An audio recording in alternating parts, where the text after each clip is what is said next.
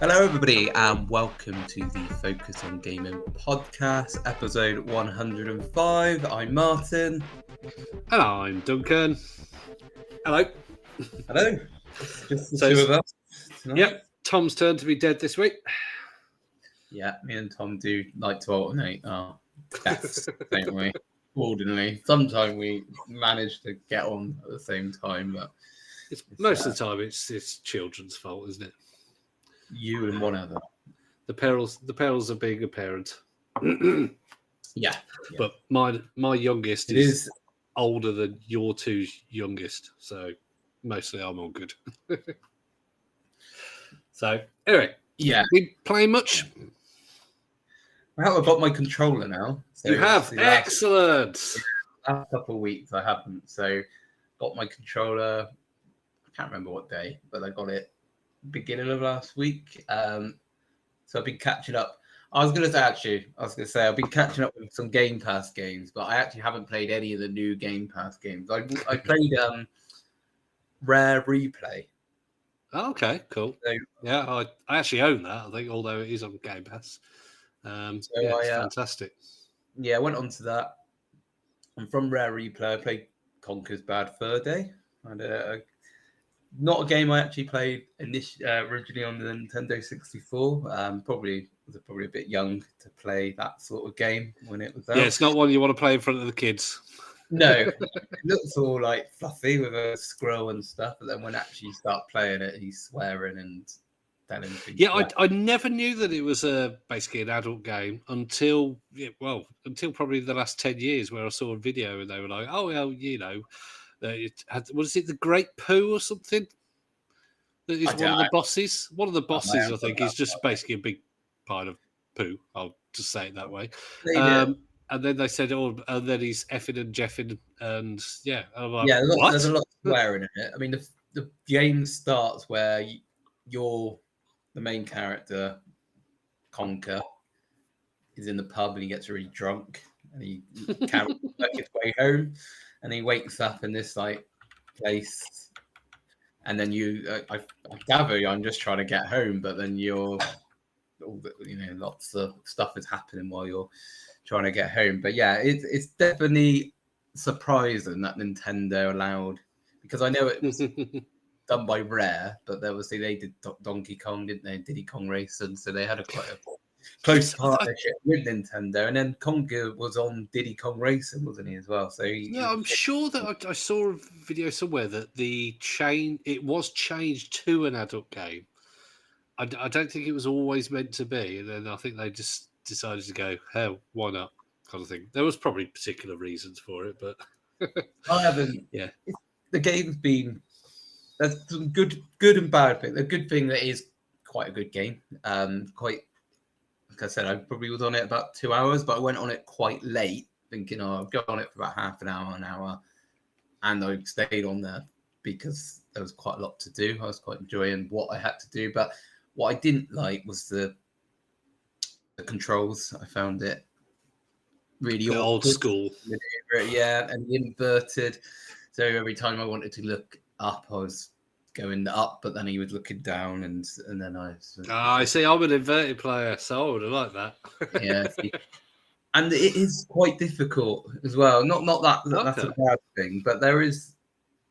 I think the controls make it more difficult because there are some bits where you need to be quite quick, and because what the respawn points like? Is it if you die? Is it you've got to do another 10 minutes of gameplay to get back where you were? You just go. The respawns have been okay actually.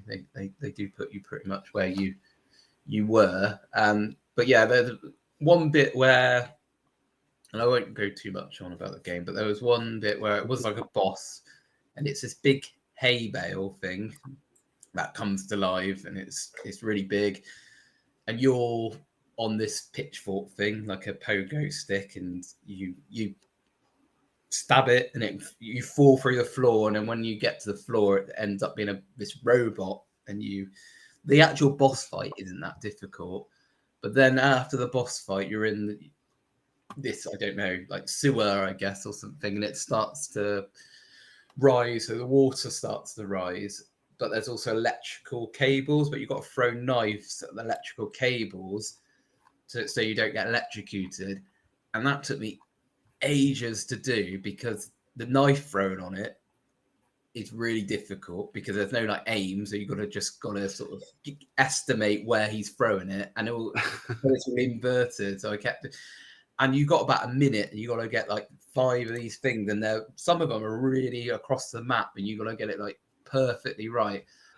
That's probably why I was on it for so long. I probably went on the game for about 2 hours, and I probably was about an hour on that one bit, and then I finished that, and I was like, "That's okay. I'm going to bed now." But so yeah, Conker's Bad Fur Day.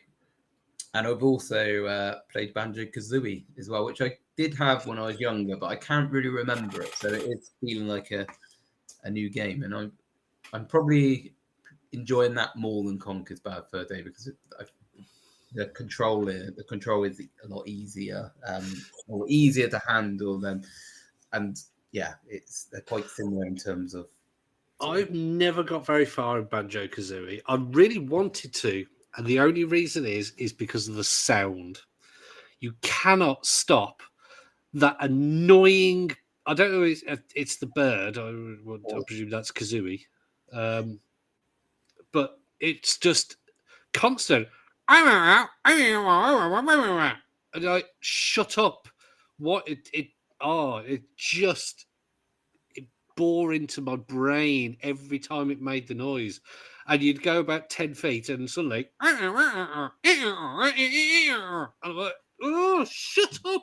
And you can either turn off sound effects and have nothing or have it on. There's no sort of, turn off the voice or anything like that. There's no separate voice. I haven't noticed it. So maybe I just, after about an hour of playing it, I can't do this anymore. I've played it for about 3 or 4 hours, I reckon, on and off. I've played it a couple of times, but I'm ever so sorry if I've now ruined it for you. Yeah, no, I haven't noticed that at this point. I mean, when they have the dialogue, so you talk to the mole quite a lot, and he tells you what to do. Yeah. Now imagine that in your brain and try and remember the sound, and it just goes. The actual game, when I'm actually playing it, I don't remember hearing him talk.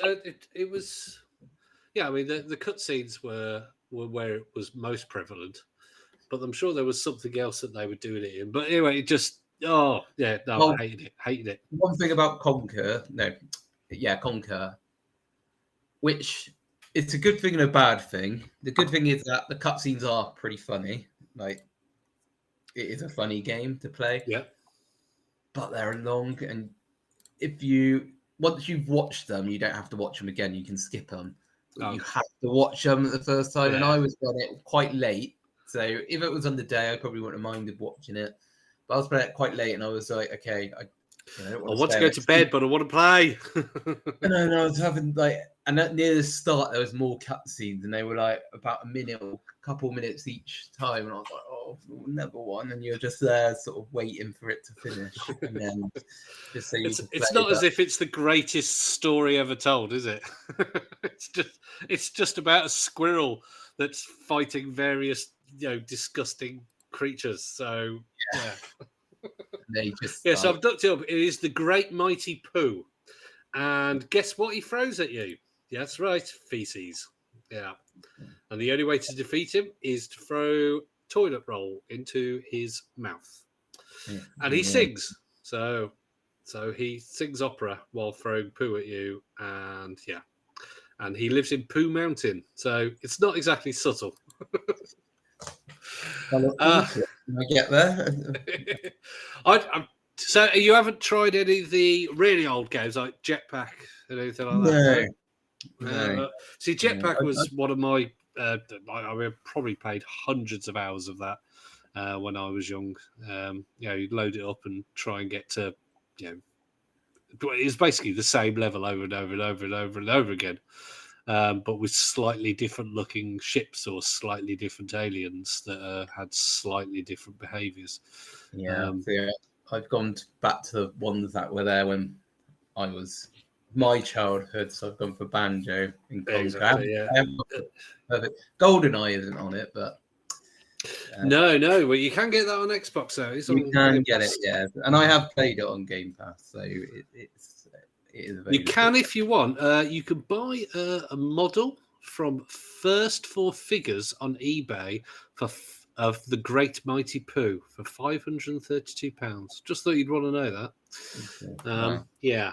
So you too can have a giant opera singing Pooh on your desk for £500.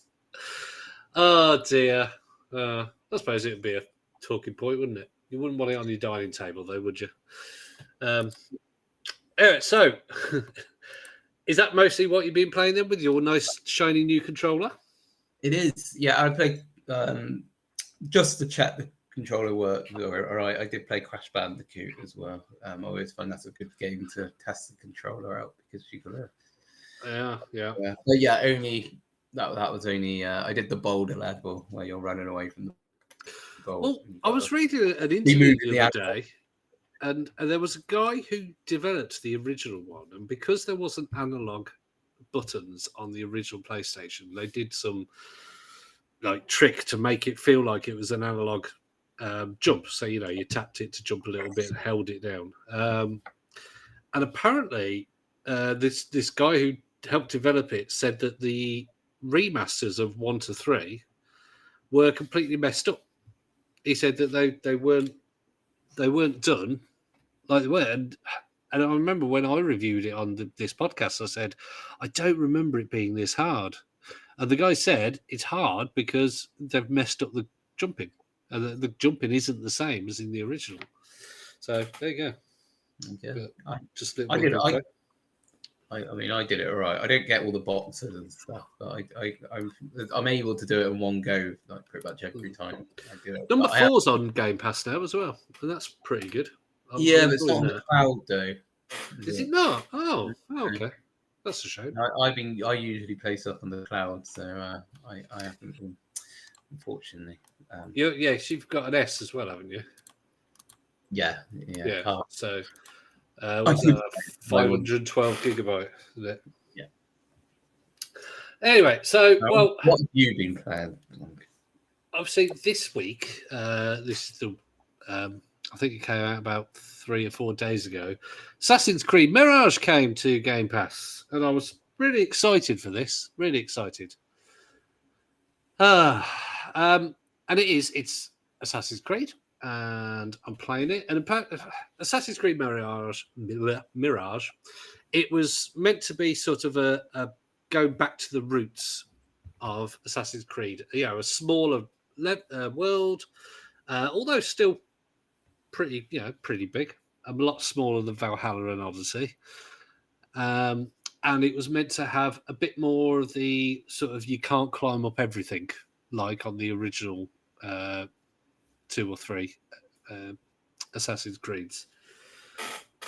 Now, after putting I'll probably put in good 10 hours so far. The main thing that I hate is I don't know if you played Odyssey and Valhalla. Yeah. Valhalla. I don't think I played Odyssey. So you know how there's an optional way of finding where a mission is they will say you've got to find clues. So you have to ask people or look for a certain landmark or something like that. Mm-hmm. And you can either do that or you can disable that and they'll just tell you where it is. Yeah? Yeah. There's not that option in Mirage. So what it is, you'll turn off the the thing that says, do you want to ask for clues and all this kind of thing? And all it does is it tells you where the marker will be, but then when you get within about half a mile of it, it just says locate area. And you're like, but I've turned that off. I don't want to locate the area. I want to be told where the area is. And this isn't like when you're going up to a big prison or a castle or something like that. This will be just a door in an alleyway. It'll be locate area. No, I don't want to bloody locate the area. I want to tell me where the bloody door is. And you have to use the bird. like that you have that will scan enemies and things like that. And the bird is useful for when you are stealthily going into a place and you're not allowed there, so you've got to find out where the enemies are. You can look where crates are and stuff like that, and it's very useful. But when I'm running along and it tells me where something is, and then when I get within, let's say, 30 seconds of where the destination is, it just disappears and it says locate area. And I'm like, what? So I've either got to go in the map and have a look at where it is and just try and work out how to get close to it, and then maybe use eagle vision to like the sort of one that can see things through walls, enemies and stuff, and either use that to sort of get a hint, or I've got to use the bird. So either way, I've just got to stop playing the game to find where a door is or to find where a particular person is. All I want is a nice big thing over a door saying, this is where you want to go. That's all I want. I want a story and I want stealthy bits. And that's it. And I can't have it. And it's peeing me off. It's really annoying me because every time I do it, I'm like, hang on, I was running towards the marker. Where's the marker gone? Oh, yeah, I've got to stop and fly a bird around and then aim at it. And it doesn't aim it, find it quickly with the bird as well. You have to aim and it goes bing, bing, bing, bing, bing, bing, bing, bing, and then there it is. And I'm like, oh, I'm one street away from it. Couldn't you have just told me where that bloody door was? Oh, and it's just pee me off.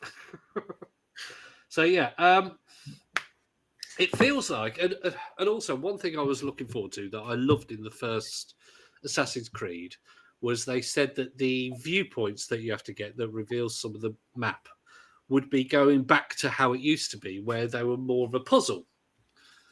You had to find, it was like a maze of climbing up. You could only climb up certain places. And yes, you can't just climb straight up like you could in Odyssey and Valhalla and that.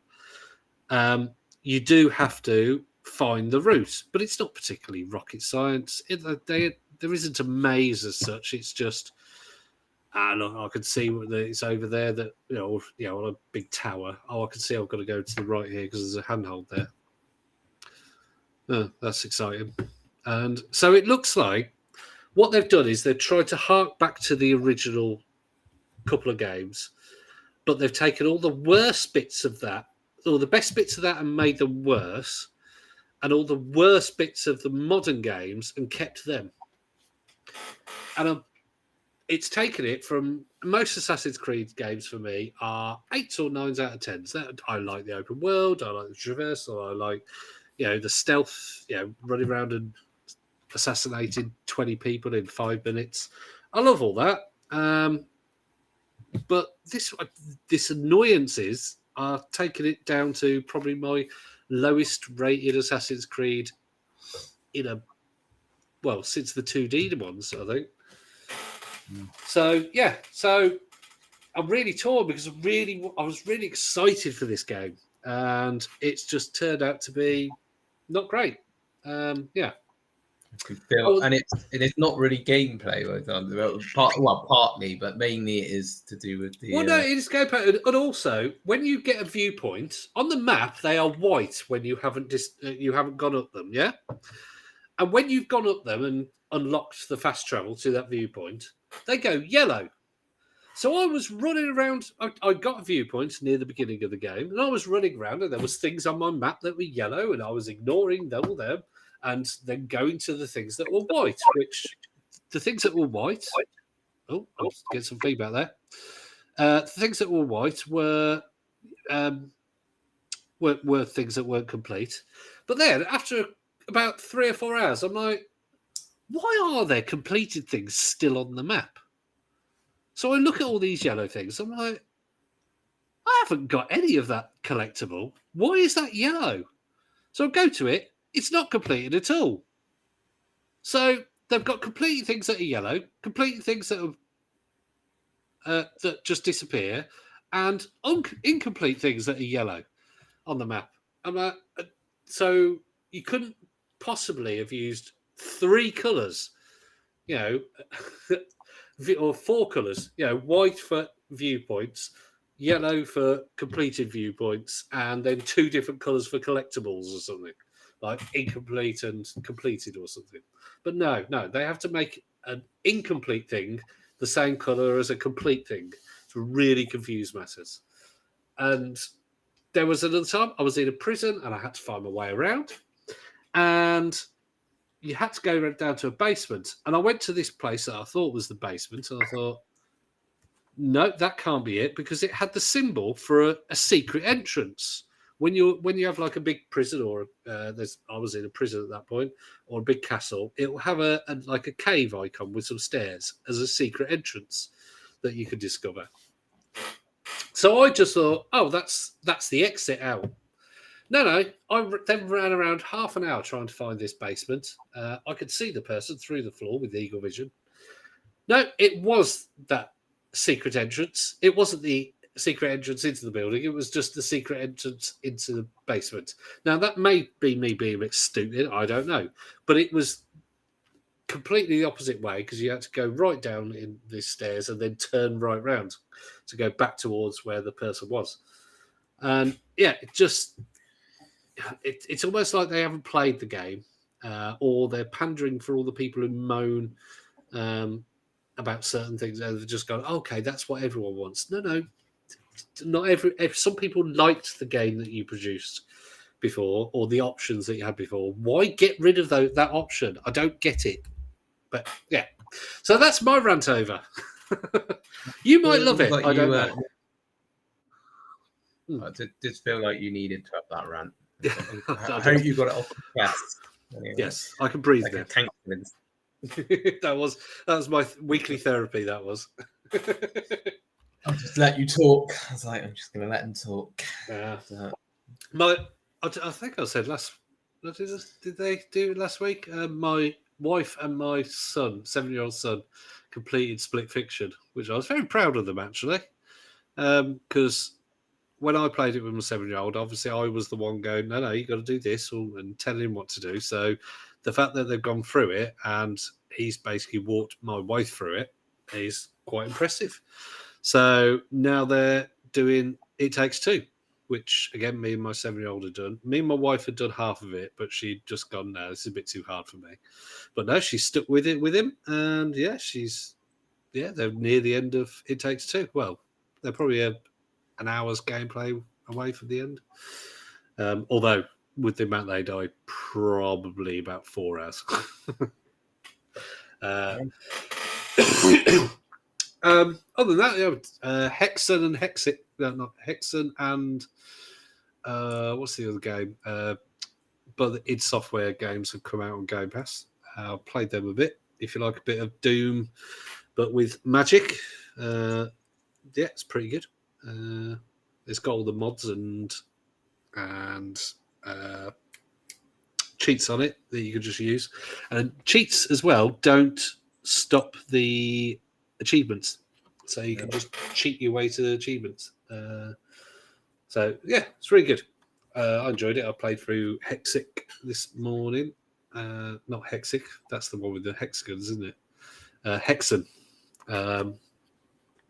And yeah, pretty good.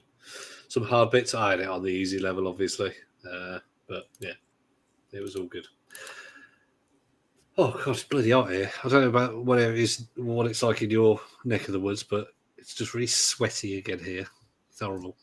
Yeah, pretty warm again. So I think we've got another heat wave coming in next week. So all fun. That'll be good when I'm doing my job. Anyway, so in news, I think we said last week about the price, didn't we, of the ROG Ally Xbox? But this week the leaks have come through that say that the release date that's going to be announced at Gamescom 2025 is October 16th. So if I do buy one, sounds like I've got 2 months to save up, unless pre-orders sell out, in which case I'll just not bother. So yeah, so save up your $900 or €900 or £800 £8 or whatever it's going to end up being. October the 16th. Yeah, I'm still debating whether to do it or not. It is very tempting because I would like one, but I don't think I'll get one on Yeah, release. I don't think I'm going to be able to save that amount for it to be out. no, I'm At not least either. I maybe in the new year or something after Christmas, or I don't know. We'll see. We'll see. But So anyway, main chat today. We are going to chat and discuss what we think is the greatest developers of all time. Now, I think if anyone's listened to at least probably 5 of our episodes, it's probably going to guess who's going to come up. But I think we could discuss some some surprises as well. But if you were to say one that was your top 3, would you have a top 3, or is there just one that stands out for you? I could probably do a top 3. I think like obvious for me would be Nintendo. Yeah, I think they'd be your number one, wouldn't they? Because you've had N64, you've had Wii U, all the Nintendo consoles. Pretty much. Yeah? Okay, you had the Wii as well, yeah. Had the Wii, yeah. They like get the Super Mario Galaxy on the Wii, and then obviously with the Nintendo, obviously I'm a massive Zelda fan. They're all Nintendo games, apart from the ones that came out on the 3DO, which I've never played. So yeah, I don't think you want to. The CDI Zelda is just well known for being the worst. So, like, I do like Bethesda games as well. Like so Fallout. Like so Bethesda are up there. What about for you as well? You're a From Software fan as well. So they would be the ones who do Doom, are they? No, From Software are Dark Souls and not. Elden Ring. Yeah, sorry. Yeah, I do. Yeah, I like the From Software games, but I wouldn't have them in my top 3. No, okay. I quite well. We were talking about earlier. I mean, Rare. I like some of their games. Yes. I know they're not so prominent anymore. I know they still do games, but that sort of. But to last this long, basically, yes. For my childhood, yes, I don't really play many of their games now, but that, I had the Nintendo 64, and other than sort of Zelda Ocarina of Time and Mario 64, all my other favorite games were Rare games. So GoldenEye, Donkey Kong 64, Diddy Kong Racing. They did RC Pro-Am. They did the 1989 WWF WrestleMania games. Marble Madness. Perfect Dark. They did that.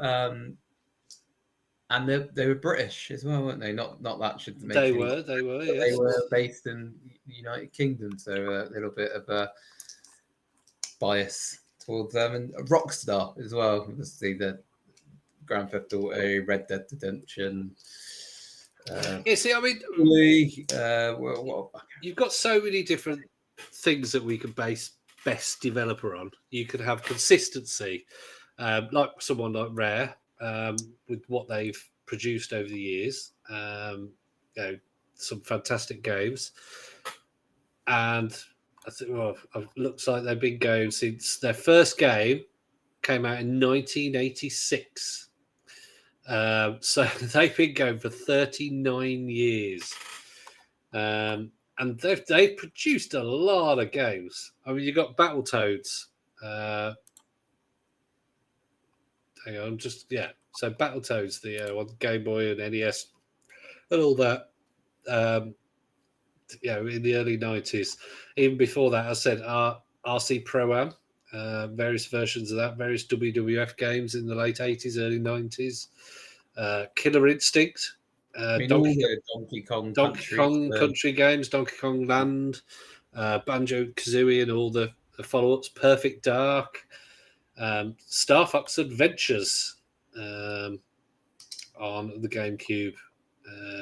So and then when the 360 came along, they did Viva Pinata and Cameo. They also did Kinect Sports, which was trying to get the Wii Sports vibe, but didn't quite work. And then recently, they had a bit of a quiet time mostly because of Kinect. But then they came back with Sea of Thieves, which 7 years later is still being updated and has now just come to PlayStation 5 in the last year.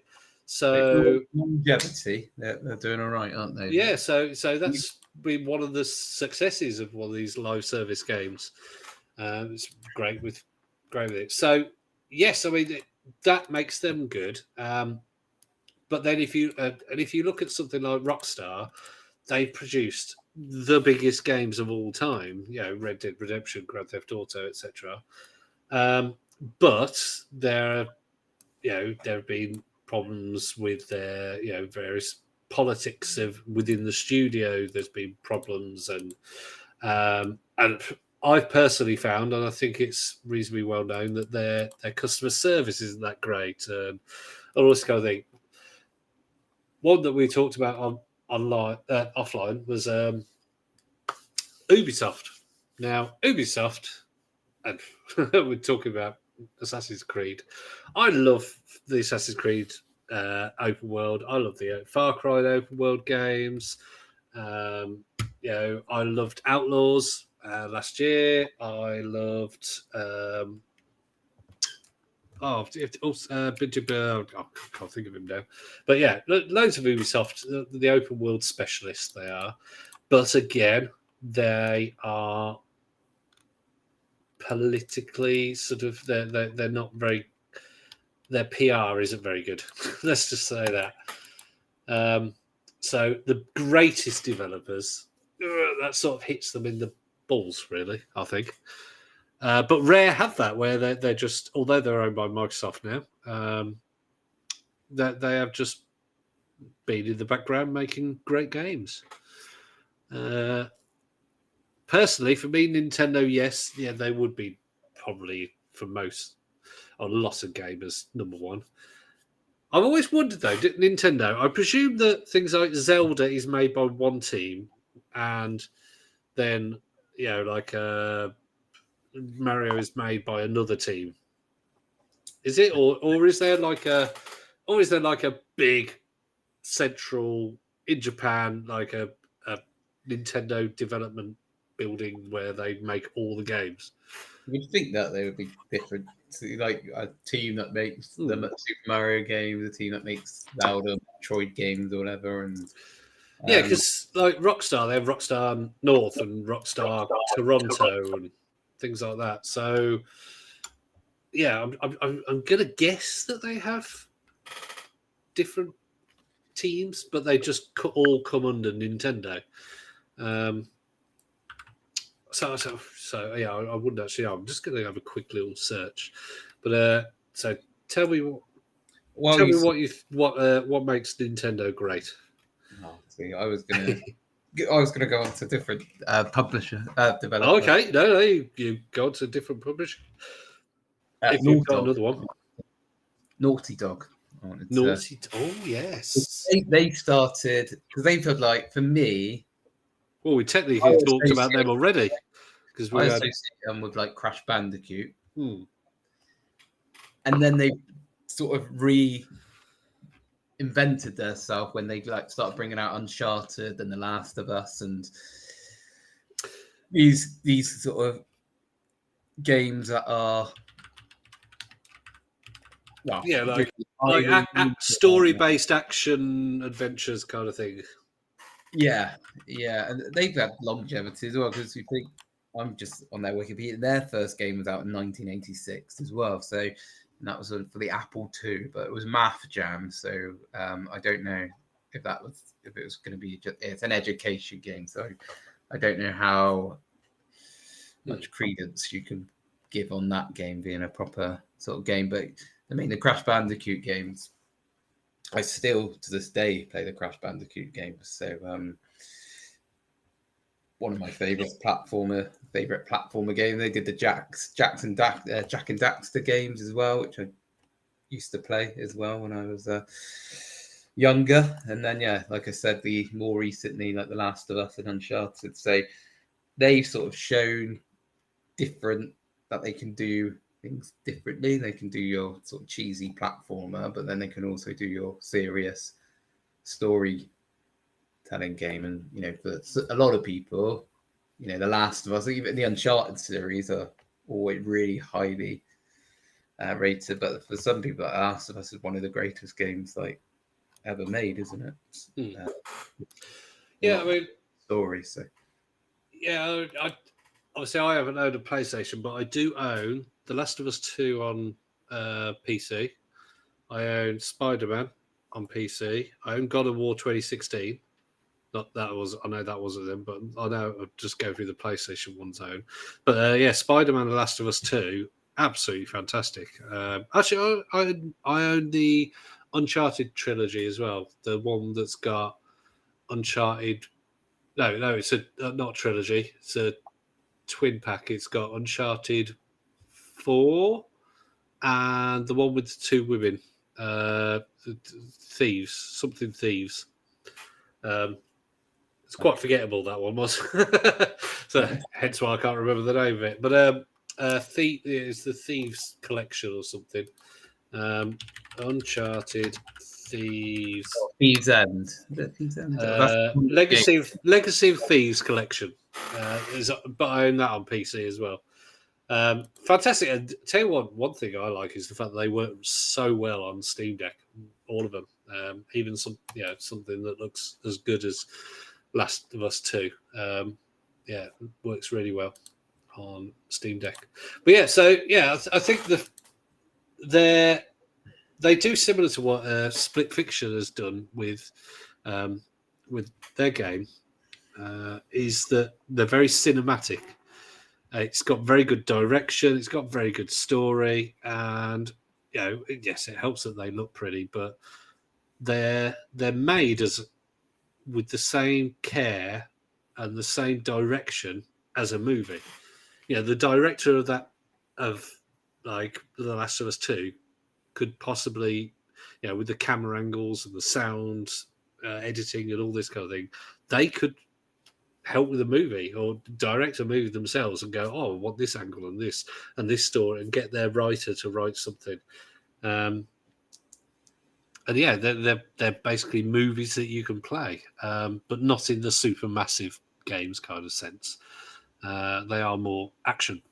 And like you said, they've reinvented themselves as well, because to go from Crash Bandicoot and then now having the Spider-Man 2 and all that kind of thing is quite astonishing again, that they've been going for so long, from the 90s back all the way to nowadays. Let's see when their first game was, because I very much doubt it was anything. It was Math Jam. I'm on their Wikipedia. Oh yes. So they'll be 40 next year as well. But it's an education game, that one, so I don't know how. It was on the Apple II as well. I want to say I've heard of Rings of Power that was on the Mega Drive. I like the sound of Keith the Thief. Keith the Thief. 1989 on the Amiga, Apple II GS and TOS. Yeah, it was. But they go. Oh blimey! The only review that is on the Wikipedia, Keith the Thief gave it an X for not recommended. 1 to 5 stars. 1 out of 5 stars it got on that review. So maybe they didn't start off the best. No, I can't really see any. They released it on the 3DO. Tom might know that because he likes Way of the Warrior. So, are you somebody who has played like all the Last of Us and the Spider-Man games and all that kind of thing? It's probably The Last of Us and Spider-Man. Spider-Man weren't Naughty Dog though, was it? That's Insomniac, isn't it? Insomniac. Oh, of course, yes, it was, wasn't it? Let's make no, yeah. So they are Uncharted and Last of Us. They're just Uncharted and Last of Us. Yeah, so Yeah, it was Insomnia. I'm getting all mixed up there. they're all like PlayStation exclusive. Yeah, they're all PlayStation. Yeah, published. Yeah, so there's me getting all confused. But yeah, okay then. Have you played all the Last of Us and Uncharted games? I haven't played The Last of Us 2 because I haven't really had a PlayStation. I have had a PS5, but I didn't have it that long. Some of the I haven't played all the Uncharted games, but I have played Uncharted games, and I really like the Uncharted games. So I've liked pretty much every Naughty Dog game I've played. I have liked, and I like The Last of Us. I played it on the PlayStation 3. So I'm gonna guess though that it's not gonna knock Nintendo off the top for you. No, I think Nintendo just has the number and the consistency, really. The consistency and just games that you can like. I can go back and play Crash Bandicoot, and that's 20-year-old. Well, actually, almost probably a 30-year-old game now, isn't it? Crash Bandicoot, and I could still really enjoy it. But you can play Nintendo games which were out over 40 years ago, and yeah, I mean the original Super Mario is still easily, would holds up against any game from now like today, especially platformers. I mean, platformers literally in the last year. Okay, yes, you've got some great ones, but mostly they're Metroidvanias, or they try and be super hard to try and be that little bit of challenge. They have to have a hook. It's like, no, just be a really, really good platformer. And what I like about Nintendo is that they sort of push on games. So you went from Mario Bros to then Super Mario 64, and then you get the Marios that you get today. Like I can't remember what the last one was called now. Odyssey. Well, and they did it with the Zelda games. They reinvented the Zelda games. They went from the 2D to the 3D, and then they've now gone to like Breath of the Wild and Tears of the Kingdom with the open world. Open world ones, yeah. And there's no sort of. Sometimes, like other developers, they might try and change it, and there'll be some teething problems, but they always just get it spot on. Yeah, I mean they're a bit like Rockstar in the shape that they have enough of a fan base and they have enough money that they could go, we're going to release this game but we're going to make sure every last little bit is perfect. Yeah, they don't have to rush it, do they? I mean, obviously, something like Grand Theft Auto 6, there's a lot of teeny tiny little things that that need to be added to the world as well as the gameplay and all this. Whereas with Nintendo's games, yes, okay, there are lots of extra little bits, but they're making sure they're getting things pixel perfectly correct, and they will, it will be like run over thousands of times each tiny little bit. How high he jumps, how speeds, how it reacts with this, the control, how the controls do it, and they will not release something that has. I mean, can you think of a Nintendo game that's ever released that has an inherent problem that needs patching, like a massive thing? I mean, I can't think of any. I can't think of any game. No. Off the top of my head. Whereas most developers have had that game where in the last 15 years that they've been able to patch, but before then probably had something and there was like a bug or something like that. And this is what when people say, "Oh, games are released and they're not finished nowadays." Well, yeah, because people can release them and patch them. So, and they generally do. Some do, some don't. But there were games released back in the day that had bugs. But Nintendo never did that. They always release very, very good games. I'm sure there'll be somebody out there going, "Oh, but did you know there's this bug and this bug in this game and this bug in this game?" But generally, Nintendo and Rockstar are the ones who will go, "No, we're not releasing that because it's not ready," and they are probably the main two that will do that. Everybody else will just be they're beholden to investors, and investors want money, so they put it out, and people buy it and they make money. Your favourite game of all time? Because we did our favourite game of all time. Yours was Final Fantasy VII. It was, yes. Now, Square Enix, if you want to call them, that's a difficult one because, yes, the Final Fantasy as a series, I mean, we're up to number 16 now, and also probably 50 different spin-offs and all this kind of thing. Number 1, 2, 3, 4, 5, 6, 7 and 8 and 9 and 10 are held as some of the greatest RPGs of all time. But then they changed after number 12. Number 11 was online.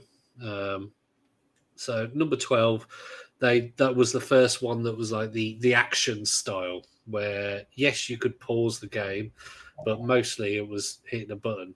And since then, I haven't bought a single one. I think I tell you, I did buy 15, but I bought that when I got like the Royal Edition for about £7 or something on PC. So I didn't buy it full price or anything. So Square Enix make what I see is the best game of all time, but as developer, what other games have they messed done? up. Is it Obviously, Kingdom Hearts? What that was them, wasn't it? Yeah, Kingdom Hearts. They've in the last 20 years as well. They published a lot of games. They were with. They saved. What was it that they? Is it Sports Interactive that they've linked up with as well recently to do Football Manager? Is it them? Because they were with Sega, but I think they had a falling out with Sega. I'm just having a look. I'm just looking. Publishing. No, that's games. Video games. List of Square Enix video games. Yeah, I'm pretty sure recently that they were Football Manager. No, apparently not. Unless that's just in a list of published ones. Anyway, but yeah, so Final Fantasy VII Remake, not a fan of. I have tried it. I've had it on my Steam Deck, and no, don't like it. So for you, they've made the best game in Final Fantasy VII, but as a developer, they haven't made. Yeah, and that's a me thing. Like I do like to say that for a lot of things, but yeah, you've got your Dragon Quest games, you've got Star Ocean games, you've got Octopath Traveler, which is a very good game, Chrono Cross, Bravely Default, all these games. Square Enix did. Dragon Quest, yeah, I've already said that, haven't I? Just keep going back. Yep, the Kingdom Hearts. It's just they produce so many games. It's quite scary, actually. What's your favourite developer then? Because I don't know if you said. Yeah, we haven't actually. Yeah, I was going to say I haven't actually said. Now, what's your top three? I'm going to go with it's not a particularly wild choice, but probably one that you wouldn't have guessed. I'm going to go for Valve. Because Valve have not produced that many games. They've had a couple of misses, but generally their games are in they're in the top. They say top 50. The few games that they have developed are generally in the sort of top 50 or the top 20, or even in case of like Portal, top 10 of lots of people's games of all time. And they're another one actually. I suppose we could add them to Nintendo and Rockstar in that they will make sure every last little thing is correct before releasing, and they won't release if it isn't right or if it doesn't play well. And so from Portal 2 to Half-Life, Yeah, I was going to say Half-Life 2 is one of my and then the way that they've absorbed. I mean, things like Portal started off as a mod for Half-Life, and rather than going, rather than either stopping them from making mods or anything, they encouraged those, and they eventually brought the people who made the mod in to make the first Portal game, and they actually employed them. And then Portal 2 was made, and it's generally classed as one of the best games of all time. It's also, who in their right mind would expect a game about two robots going around a test world would become a really good story and hilarious story, a touching story, like a really engaging story, as well as having a fantastic gameplay. And it's brilliant. Half-Life. I mean, I don't know if you've played Half-Life 2, but when it came out, that's one of my favorite games of all time. Yeah, I mean, when it came out, those graphics were amazing, and they're still now. They're still doing ray traced versions of it, which look absolutely jaw dropping. And this game's really old. Yeah, I had it on the Xbox. That was the So I mean, if you imagine now that they're putting it on like GeForce 5090s and putting ray tracing on it. And it's looking absolutely fantastic. I'm just wondering, it's like 2007, I want to say. No, 2004. 2004 on the original Xbox. So wow. So yeah, I mean, just absolutely outstanding. And as a developer, they make sure everything's perfect. They rarely, I mean, they haven't developed that many games. But they've only had a couple of misses, and yes, okay, everybody jokes they can't count to three. So, but yeah, and then you got the games they've published as well. Things like Gary's Mod, which bore things like Prop Hunt and other such great modes that you get in some games nowadays, which are absolutely fantastic. So not many games, as I said, and there's some that have been not great. What's the card game that they Artifact, which I think it's Artifact, or one of their card games was not very well received or had problems. Probably is still going though. I wouldn't be surprised. Is it still going? Yes, still going. Whether people are actually playing it or not, I don't know. But Counter-Strike, Left 4 Dead 2, Team Fortress 2. I mean, Team Fortress 2 was released in 2007. It's still one of the most popular FPSs that there is. I mean, it's free to play nowadays. And then as a developer, they've tried and failed with various hardware, but then they've absolutely hit the ball in the back of the net with the Steam Deck, and they've launched what I believe is the next sort of evolution of gaming, and I think that is handheld hybrid large screen. They didn't launch it, did they? That was a Switch. You got there first. Yeah, but the Switch nobody was copying because it was low powered, and they had the backing of Nintendo's publishing. If the Switch had come out and it was brought out by Microsoft or Sony, it would have flopped. I don't think they would have stuck with it. I think that was a solely Nintendo thing. And yes, okay, there was Ioneo and WinGP, or whatever they're called, were bringing out handheld PCs for God knows how many years. And yes, the Switch did come out, what was it, 2015, 2017? I think it was 2017. So, so there was that. But PC gaming in your hand, they basically made it cool. They made it cheap. And so now everybody wants him. And unfortunately, they got in just at the right time for it to remain cheap. And I don't think it's going to be cheaper anymore. But yeah, although there will be the lower powered ROG Ally that isn't the Xbox branded one. It will be 16 gig of memory and the Zen 2. Z2. Z2A processor, I think, or APU.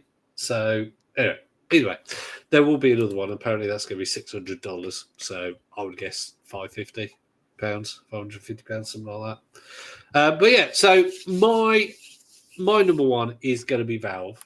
But yeah, if we go with just games and it's not hardware as well, I mean, I like. I like Ubisoft games. I like their open world games. I'm not going to apologise for that. They are owned by some questionable people in terms of how they treat their staff and whatnot. But yeah, and then you got probably. You see, if I go back to my younger days, then two of the people that we've interviewed, Ocean Software. Now, Ocean Software were the greatest of all time back in the 80s and late 80s, early 90s. They just couldn't put a foot wrong. I mean, they did so many games. They did have some that didn't quite hit, but all the movie franchises that they did and everything. So they would be up there too. Although they only did Daley Thompson's Decathlon 3, I think, which I think it was the first one that I played to death, and that was the original and best. So don't know actually who did that one. So yeah, so if I was going to do top three, it would probably be Valve at number one. Then possibly I'll stick with Bethesda. Yeah, I'll stick with Bethesda, and then the third spot's open at the moment. We'll chat a bit more because I've realised we've forgotten somebody. Sega. Now, obviously, you picked Nintendo, so you're not going to pick Sega as number two probably, because that would just be like adding oil and water. Where would you put Sega in the list? But for me, they're more of a publisher, aren't they, than a developer? I mean, you had Sonic Team, and as I said, like recently, because all the games, because you like a Dragon, don't you? The Yakuza, yes. But they're not developed by Sega; they're published by Sega, aren't they? Yeah, that's I can't remember the name of the team that does it. Yeah, it's I was thinking of Sega, and I was thinking of how many of they actually have developed, and I couldn't be bothered to Google it while I was talking. So I was like, I'm not gonna. But if we're talking about, I mean, Ryuga Gotoku Studio, it's like a dragon. Rolls off the tongue. So, exactly. I see why you couldn't remember it, but I mean, if Sonic, I mean, I'm a big fan of Sonic games, so but is that developed and published by Sega? I mean, I'm just having a look at which ones were developed by Sega. Now, some of them Sega were like like secondary developers. So in other words, they probably didn't. Yeah, They actually developed a few that were with Activision in the 80s. Oh, there you go. Oh, there you go. So yeah, I mean the list is humongous. But if we go to ones that were apparently developed by Sega, then big ones. I'm trying to find big ones. Champion Soccer. Doki Penguin Land. That famous one. Oh, of course. Yeah, here we go. Hang On and Hang On 2. So if you like a bit of motorbike racing, Astro Warrior, Alex Kidd, Fantasy Zone, Shinobi. Yep. Space Harrier, Afterburner. Oh yeah, they were good. Enduro Racer, Missile Defense 3D.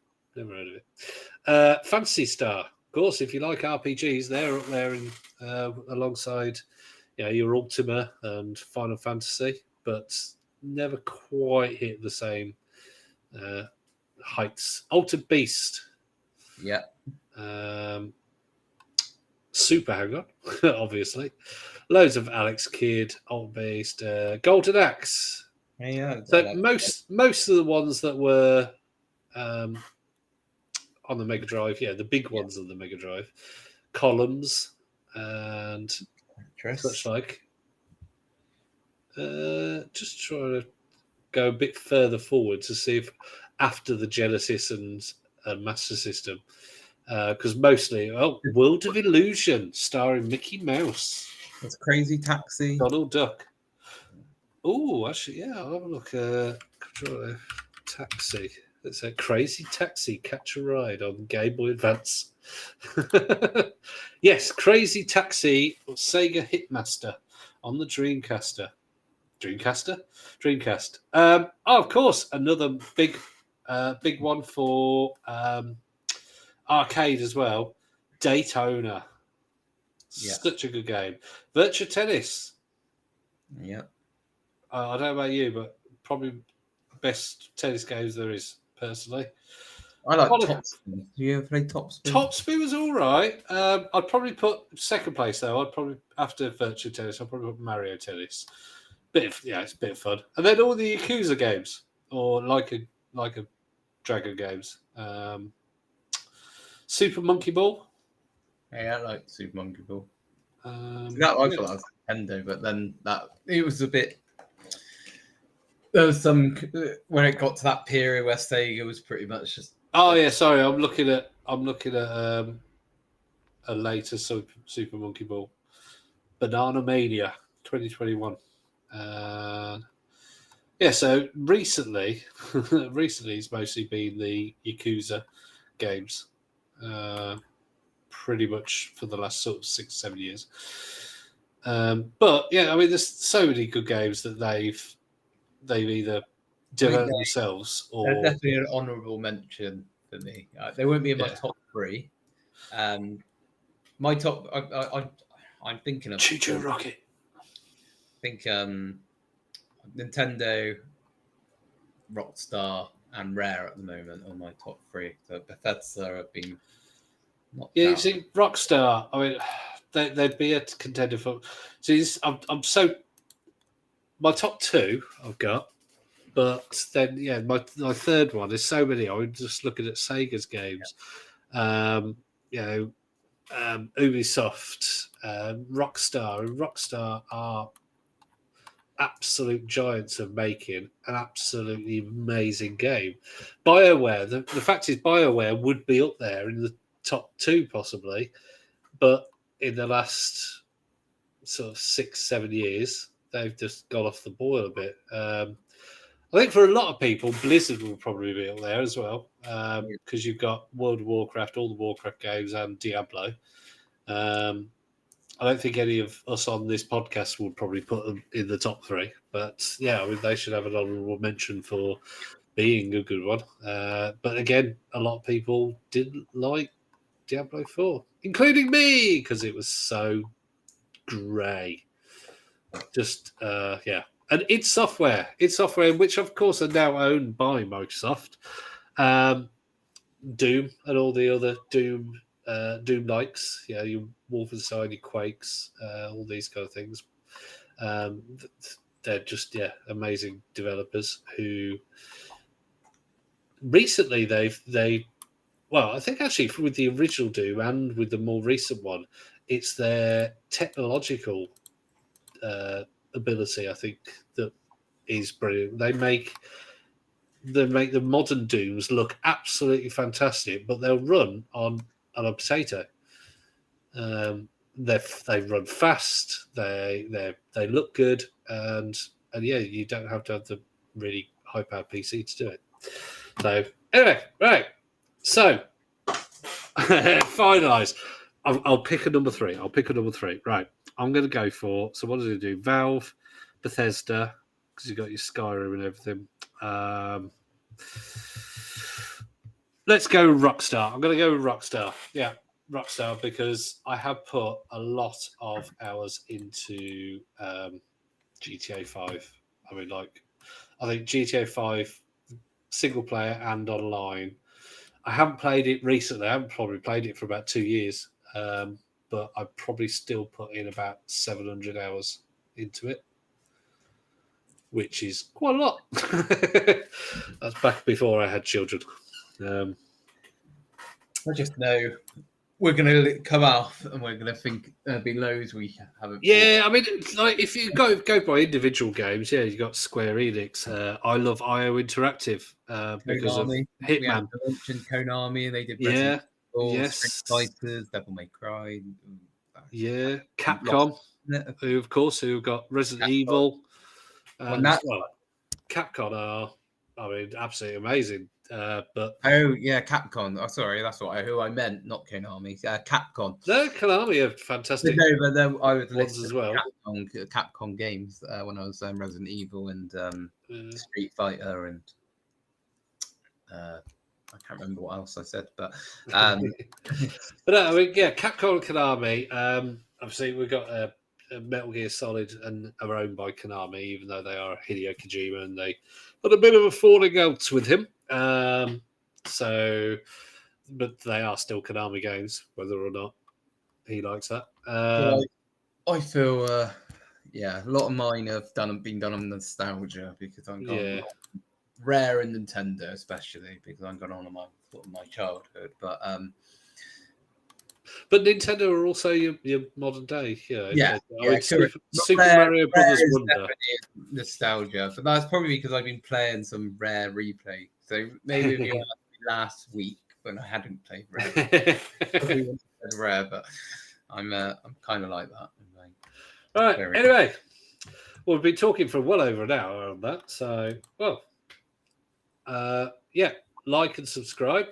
Go to www.focusongaming.co.uk for all of our episodes and listen to some bite sizes.